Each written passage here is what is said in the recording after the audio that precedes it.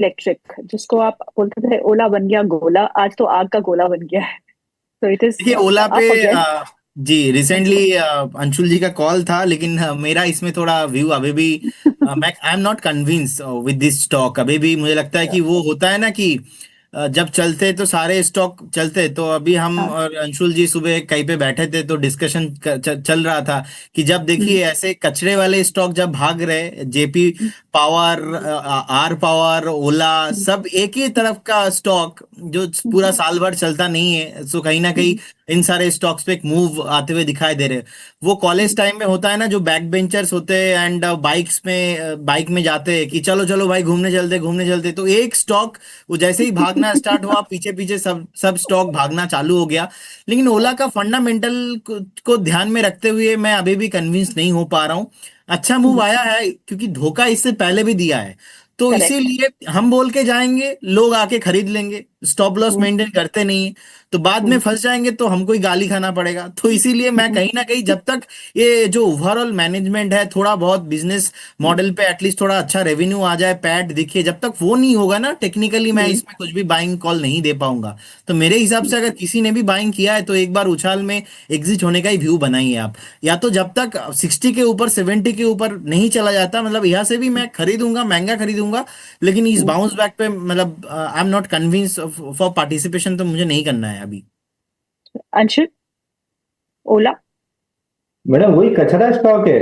Third class C grade कचरा stock, कचरा management आपके पोर्टफोलियो में होना ही नहीं चाहिए। हाँ, अब मैं ट्रेडर हूं और मुझे छोटी छोटी अपॉर्चुनिटीज मिलती हैं, कचरा में भी मिल जाती हैं तो मैं उठा लेता हूँ। तो 27 रुपए, 27.5 रुपए में मिला था, 33 रुपए बेच के खाली भी करा दिया, 33 से 40 पहुंच गया। मेरा कोई इंटरेस्ट नहीं है, मेरे को एक छोटा सा झपट्टा मिला, मैंने मारा और काम खत्म। अगर आप ये सोच रहे हो कि इसके दिन फिर गए, तो मैं फिर आपको याद दिला दूं कि यही डिस्कशन हमने लास्ट टाइम भी किया था। करेक्ट। करेक्ट। एग्जैक्ट डेट बता दे रहा हूं आपको, 13 अगस्त से लेके हमने डिस्कस किया था 3 सितंबर के बीच में कि स्टॉक चल गया है नीचे से 76% और फलाना ढिकाना। तब भी बोल रहा था कि बेच दीजिए, 69 से गिरते गिरते 22 आया। लास्ट टाइम जब बाउंस आया था 75% का, एक अच्छी अपॉर्चुनिटी थी ट्रेडिंग प्ले के लिए, वो मिस हुई थी। तो वहां से मैंने सीख ली थी कि बाउंस बैक भी प्ले करना चाहिए, प्ले किया जा सकता है। तो उसमें से अपना 20% लेके बाहर हो लिए। 70 का पूरा 70 नहीं खा पाएंगे, 15-20 खा पाएंगे, वो खा लिए और बाहर हो लिए। तो अब इससे ज्यादा कुछ नहीं, थर्ड क्लास कंपनी है।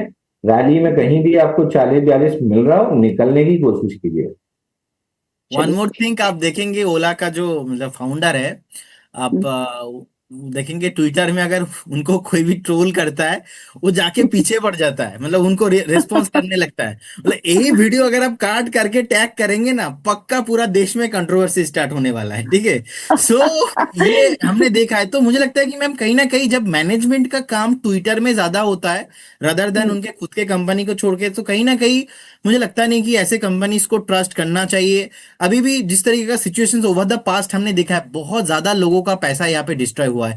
मतलब हमने तो 130-40 से भी उस टाइम पे भी देखा था, जिस तरीके से एक तरफा सेलिंग प्रेशर आया है। जी। थोड़ा हाँ 25 से 22 से आया है, फिर से घूम फिर के 40।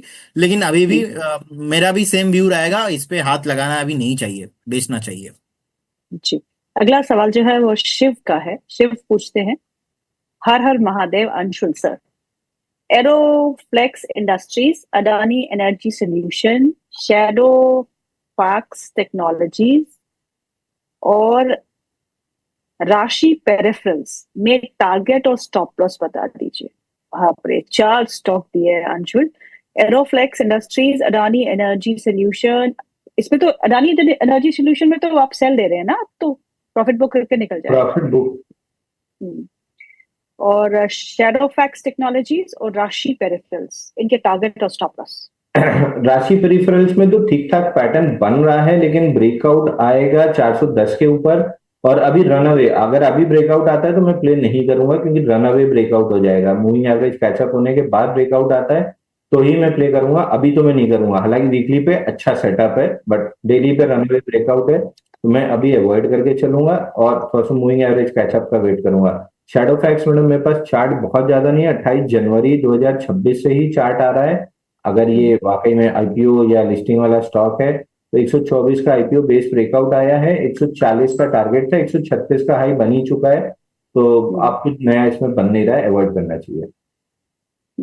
एक और स्टॉक था अंशुल,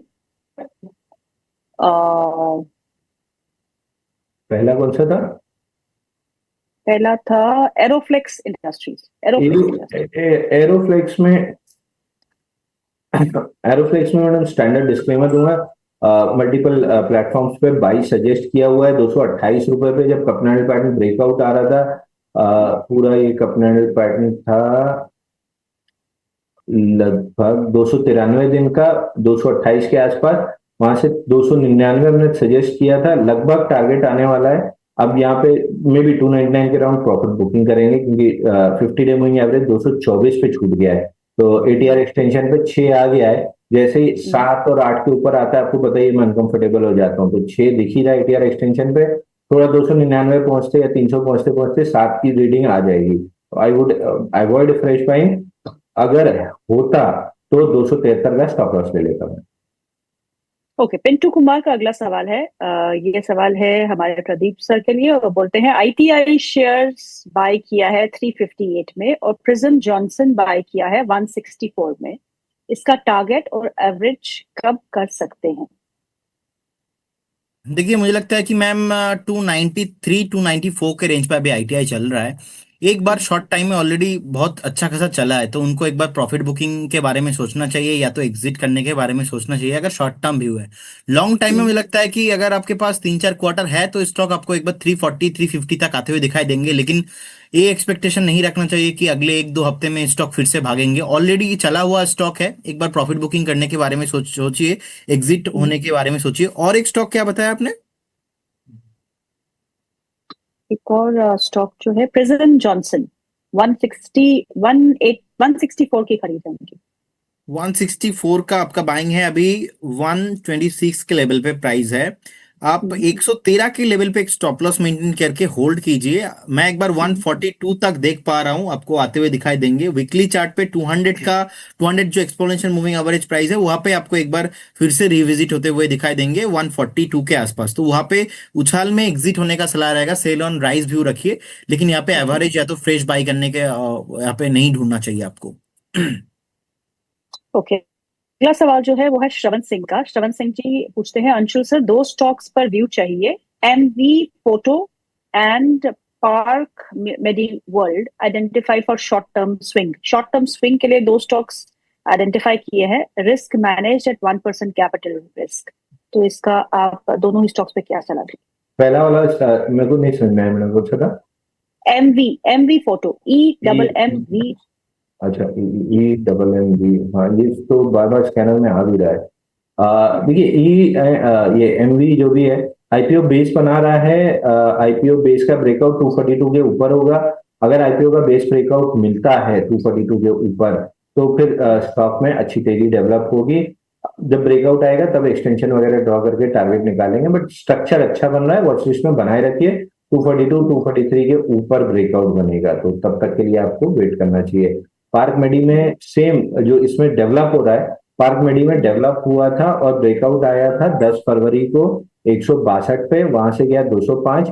अब 21 दिन का फिर से एक बीसीपी बना के ब्रेकआउट दे रहा है। इसकी क्वालिटी बहुत अच्छी नहीं है, वॉल्यूम नहीं है, मतलब पूरे इसमें इंस्टीट्यूशन वॉल्यूम वगैरह नहीं है, तो केवल स्ट्रक्चर है, बाकी सारी चीजें मिसिंग है। एक मूविंग एवरेज, एक स्ट्रक्चर, 2 चीज है, बट चेकलिस्ट में बाकी चीजें नहीं है, तो केवल 2 टिक के आधार पे इसको ट्रेड करना नॉट अ गुड आइडिया, मैं अवॉइड कर देता है स्टॉक को। ओके, स्वाति जैन का अगला सवाल है प्रदीप के लिए। प्रदीप सर से पूछते हैं, no one is talking about the stocks, please review on MIC Electronics, 250 share है 62 के भाव पे, और लक्ष्मी इंडिया फाइनेंस के 300 शेयर है इनके पास 152 के भाव, 152 के भाव पे। दोनों ही स्टॉक्स पे व्यू मांग रहे हैं आपसे Pradeep.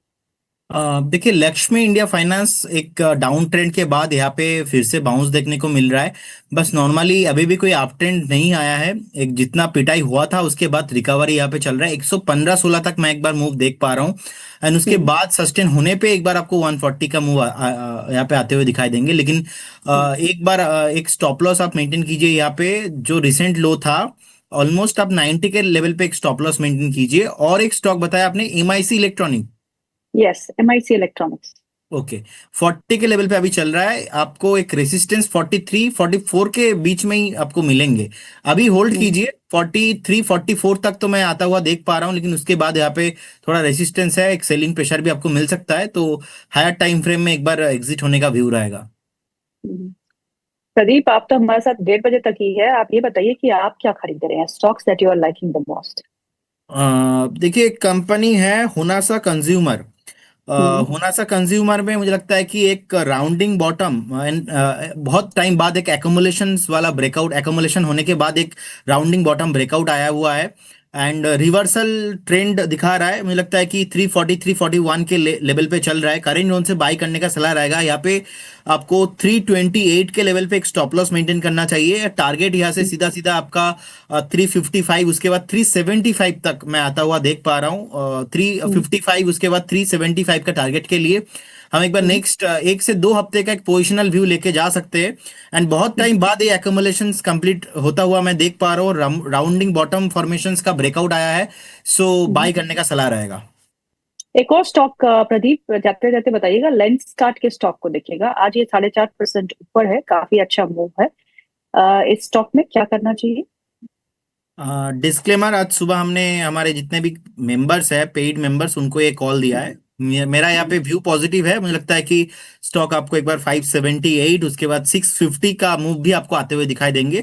Trailing stop loss maintain कीजिए, बने रहिए। आईपीओ बेस्ड ब्रेकआउट भी आया है, और मैं और अंशुल सर देखिए दोनों चश्मा पहन के ही बैठे हैं, तो लेंस कार्ड तो वॉल्यूम इसमें ब्रेकआउट आना ही था। सो डेफिनेटली होल्ड कीजिए और बने रहिए। जी चलिए चलिए प्रदीप, बहुत बहुत शुक्रिया आज प्रोग्राम में जुड़ने के लिए। Any ma'am, disclaimer disclaimer, disclosure? हाँ, या जितने भी स्टॉक्स या इंडेक्स को हमने बात किया है, कोई भी स्टॉक्स या इंडेक्स में हमारा कुछ भी पोजीशन नहीं होता है, नो कॉन्फ्लिक्ट ऑफ इंटरेस्ट, ऐसा ही कुछ रहा है। हम क्लाइंटों को भी देते हो सकते हैं, कुछ कॉल उनके पास हो, हमारे पास नहीं है। Registration granted by SEBI, membership of BSC, certification from NISM, no way guarantee performance of the intermediate और provide any assurance of return to investors. बहुत बहुत धन्यवाद मैम आपको, अंशुल जी को, एंड जागरण बिजनेस के सारे व्यूअर्स को। Have a good day. Thank you so much Pradeep. चलिए अंशुल जी, अब आपके सवाल हम ले लेते हैं, और नेक्स्ट सवाल जो है वो पूछते हैं। अंशुल सर नमस्कार, मेरे पास कोपरान है। कोपरान है 260 का खरीदा है, और दूसरा सिंजीन है जो 695 में खरीदा है। क्या मैं दोनों को एवरेज कर सकता हूँ करंट मार्केट प्राइस? देखिए, कोपरान में अगर आपको करना ही था तो बहुत बेहतरीन स्ट्रक्चर था। 115 पे जब हैमर बना था और वो बाइंग क्लाइमेक्स का टारगेट भी था, तो वहां से जनरली बाइंग क्लाइमेक्स के टारगेट अचीव होने के बाद बाउंस बैक आते हैं। तो कोपरान में ऑलरेडी 108 रुपए से 150 57 रुपए तक बाउंस बैक आ चुका है। जो आखिरी स्विंग हाई था वो टेस्ट हो चुका है, तो अब यहाँ से कुछ बचा नहीं है कोपरान में। तो मैं अवॉइड करके चलूंगा। अगर पुल बैक में 10 20 50 पे शैलो पुल बैक आता है तो जरूर इंटरेस्ट रहेगा, नहीं तो नहीं रहेगा। अगला सवाल जो है वो है भावना का। भावना पूछ रही है रूबिकॉन रिसर्च। अंशुल जी, रूबिकॉन रिसर्च में क्या करना है? देखिए, रूबिकॉन में स्टैंडर्ड डिस्क्लेमर दूंगा। मीडिया प्लेटफॉर्म्स पे क्लाइंट्स को या कहीं ना कहीं सजेस्ट किया हुआ है, कहाँ किया मेरे को याद नहीं, लेकिन किया हुआ है कि लोगों के पास लॉन्ग हो सकता है 813 के ब्रेकआउट पे। 880 पे 885 का आज हाई बना है। जो पैटर्न था इसका टारगेट 925 रुपये होना चाहिए था। आज की कैंडल थोड़ी सी प्रॉफिट बुकिंग वाली बन रही है, तो प्रोबेबली 2-3 दिन साइडवेज रह के मूविंग एवरेज कैचअप करेगा, उसके बाद चलेगा इसका। ओके, चलिए अगला सवाल ले लेते हैं। अगला सवाल बोलते हैं IFCI है उनके पास 60 रुपीज 50 पैसा में, IRB इंफ्रा है 33 रुपीज 55 पैसा में, और NCC जो है वो 210 रुपए पे लिया है। क्या सेल करूं, निकल जाऊं, या फिर किसी को एवरेज करने की सलाह देंगे आप इन तीनों ही स्टॉक्स में? कौन सा था? IFCI, IRB इंफ्रा और NCC। ठीक है, IRB इंफ्रा में तो कोई भी सलाह नहीं है मेरी। ये मतलब साइडवेज होल्ड कर रहा है स्ट्रक्चर। जिस भी दिन 19 रुपए तोड़ेगा, बहुत लंबी इसमें 16 रुपए 90 पैसे तक की पिटाई होगी, तो मैं कंप्लीटली अवॉइड करके चलूंगा। एनसीसी में बाउंस बैक आ रहा है 168 169 तक, उससे ज्यादा मेरे को कुछ नहीं दिख रहा है, वहां पे एक बार रिव्यू करेंगे। IFCI में 60 रुपए 30 पैसा ये निकलता है, तो फिर 72 रुपए तक की एक अपसाइड बन सकती है। ओवरऑल आईएफसीआई देखेंगे तो मई 2025 वाली कहानी के अंदर ही पूरा काम चल रहा है। मैं कंप्लीटली अवॉइड करके चलूंगा स्टॉक को। Bombay stock exchange, Anshul, Bombay stock MCX. Exchange madam, मेरे को याद है आप ही के शो पे बात शुरू हुई थी कि एनएससी का आईपीओ आ रहा है, और ये बात शुरू हुई थी मंडे वाले 6 अप्रैल वाले मंडे वाले शो में कि आज ब्रेकआउट, ऑलमोस्ट ब्रेकआउट कैंडल बन रही है, तब 2950 के आसपास था। तब से हम डिस्कस कर रहे हैं कि एनएससी के आईपीओ में ये ऑल टाइम हाई टेस्ट कर जाएगा, जो आज परसों कर लिया है, कल भी फॉलो थ्रू मूव थी, आज भी फॉलो थ्रू मूव है। तो जाने को अब मूविंग एवरेज से बहुत दूर है 2900 से, तो 4-5 दिन साइडवेज रह सकता है, बट अभी भी स्ट्रेंथ नहीं खत्म हुई है। तो है तो बने रहिए, नहीं है तो मूविंग एवरेज कैचअप होने का वेट कीजिए, उसके बाद बाय कीजिएगा। और एमसीएक्स में अभी पैटर्न का ब्रेकआउट आया नहीं है, 2688 के बाद आता है, इसके ऊपर निकलता है तो फिर पैटर्न का ब्रेकआउट आएगा। ग्रो ग्रो में देखिए 157 का फील्ड ब्रेकआउट आया था, और उसी की वजह से ये स्टॉक ऊपर आया 184, और ऑल टाइम हाई दोनों चीज लग गया है। अब पिछले 8 दिन में स्टॉक 30% चल चुका है, तो फ्रेश बाइंग की सलाह नहीं है।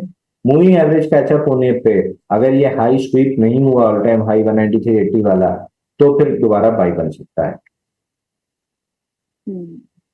एक और स्टॉक जहां अच्छा मोमेंटम है अंशुल, वो है बेलराइज। एक बार फिर 200